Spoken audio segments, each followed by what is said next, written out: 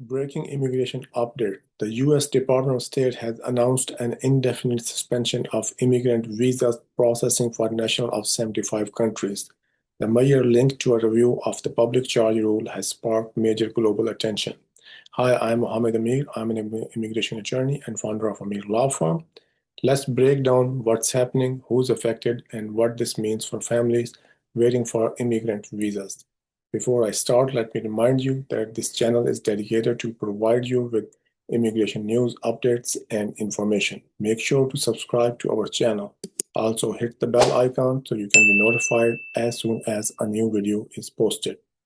On January 14, 2026, the State Department posted on its official channels that it will pause immigrant visa processing for applicants from 75 countries, while reassessing how consular officers determine whether an applicant is likely to become a public charge. That is someone who may depend on U.S. government financial assistance in the future. This suspension is being implemented through an internal cable not publicly available, and the list of affected countries comes from BBC, Fox News, ABC, PBS, and other media outlets, meaning this list is not official at this time. The list of 75 countries, what we know. The reported list includes nationals from Africa, Asia, the Middle East, Latin America, and Eastern Europe, from Afghanistan and Nigeria to Brazil and Thailand. Some of these countries are already under full or partial travel bans, which could limit the practical impact, but the new suspension extends even further. The internal cable is not publicly available, but according to news outlets, the immigrant visa suspension will apply to nationals of 75 countries. Full list of affected countries in the description. Some of these countries, including but not limited to Afghanistan, Albania, Azerbaijan, Bosnia, Brazil, Bhutan, Colombia, Egypt, Fiji, Ghana, Iran, Iraq, Jamaica, Kazakhstan, Pakistan, Kuwait, Lebanon, Russia, Sudan, Syria, Thailand, Tunisia, Uzbekistan, and Yemen. Let's understand the public charge review process. The public charge rule is a ground of inadmissibility under U.S. immigration law.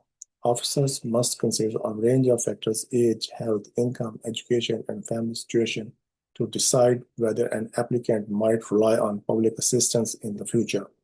In November 2025, the Department of State expanded the definition, including a much broader set of health conditions from diabetes to hypertension to mental health concerns as possible negative factors.